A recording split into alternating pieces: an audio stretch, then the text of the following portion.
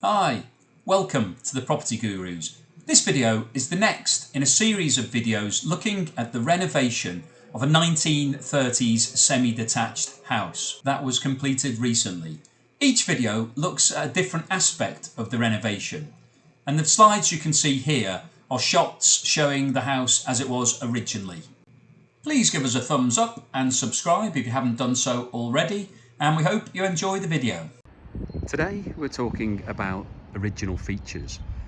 When you're embarking on a renovation project, it's easy to think that you just throw everything out and scrap what was there to start with and start again. But actually, if you can retain some of the original features, it really adds character and some value to that property.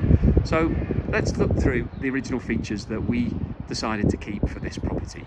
The first of them is these windows.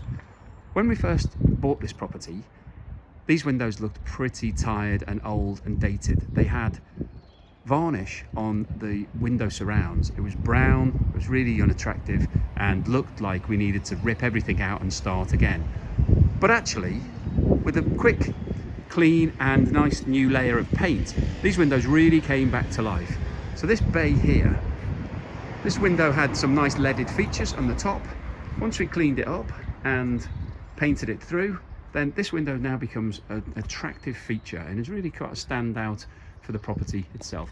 And because we've got matching windows above, so it's the same design, but these are actually in bays, this would have been very expensive to replace. So actually deciding to just paint them, clean them and paint them has really been beneficial from a financial point of view, as well as from the design perspective. Same can be said for the front door. This front door, when we bought it, was brown and really looked tired and looked like it needed to be thrown in the skip. But actually, now that we've cleaned it up and painted it and put some new furniture on it, it's come out really well and is the original character that was here when we bought it. Let's go inside and have a look at some more features that we retained in this design. So the main feature of the house, I think the real winner, is this staircase and balustrade. It was the same story here. When we first acquired this property, this balustrade, like all the rest of the woodwork, was varnished and brown. Even though it was in good condition, it just didn't look great. It didn't give you the wow factor. By cleaning it up and painting it white and then adding these oak stairs, this has now become the main feature of the property. When you walk into this hallway, it gives you the wow factor. And that's really been achieved mostly through painting. So we had a bit of hard work, we had to sand down to get the varnish off and then apply some primer. But this featured staircase now looks great. And the added benefit is that it's original. So this is the staircase that was here when this house was built in 1930. So it's amazing to look at it now because it looks brand new, but actually this is the original feature. So it starts to have more of a story. It gives you more feel for the property. You feel like you're taking on the ownership and you've really just brought it up to modern standards. So well worth the effort for keeping what was there originally, as long as you can modernise it and it fits in with your design. Moving into the living room, there's a few different features here. We'll have a quick look at the windows from the other side. So you can see the added value now that even though these were originally, we thought we would get rid of these, they've added some character. We've even kept the original handles. So these are sort of slightly Art Deco style. They were riveted in place, so we couldn't actually remove them. But because they're quite neat and modern, you don't really notice them. You can't really see them in the design anyway. Moving on to the fireplace. Now this fireplace was here originally also, but it looked different to this. The surround was painted in varnish, as all the rest of the woodwork was, and we had carpet on the floor, so it looked tired and dated. We've modernised it by painting this surround. It's wood, it's got some nice features on it, so it's got some reasonably nice detail that you can see. So it's in good condition, it looks good, and we felt that it added some character because it was the original feature. And all we've done with the fireplace itself, we've painted the back of it with some fireproof paint, so when you look close up you can see that it's not in perfect condition, but it's okay. And from a distance you don't really notice that, it just looks black. And we've kept the original fire insert as well. We've cleaned that up, and then once we could either have a real fire going in here, or you could put something decorative in there, some fake flowers or something like that, or some, just some centerpiece. But we kept the granite, it was in good condition, and we've just fitted it into the new flooring. So that's really been a winner. That's come back to life and really gives a bit of character to this room. It makes it feel like it's an old property, even though we've gone with a modern design. And to tie in with that, we've kept the ceiling rose. So this ceiling rose was here. Originally, it was in very good condition, albeit it had a lot of paint on it. So we've cleaned it up and repainted it white, so it now looks almost brand new. And alongside that, we've actually kept the original light fitting. Now this light fitting, when we bought it, was yellow and tired and looked again like it needed to be just thrown in the skip. But with a bit of TLC, a bit of cleaning, it's come back to life, and it adds the character that fits in well with the rose. So all in all, the rose, the chandelier and the fireplace with the windows gives this room lots of character, even though we've gone for a super modern design and it's all looking very stylish when you look elsewhere in the room. So let's have a quick look at a couple of the other rooms. Now, it's not worth keeping every single original feature. So when we go through here into the kitchen diner, this area was previously the dining room, and we did have an exact rose in this ceiling, the same as what we had in the living room, but it didn't work in this space for what we wanted to do. We took out a wall that was here, we made this into kitchen, dining, living space, so it's quite modern, it's tied in with the garden, it's all looking quite stylish, and if we had a ceiling rose here, it just wouldn't work, it would spoil the look. So in the front room, we've kept the character. In this room, we wanted to modernise, so we removed that rose and lost it. So you shouldn't think about keeping every single original feature. It has to work in your design, it has to fit with the flavour that you're trying to achieve.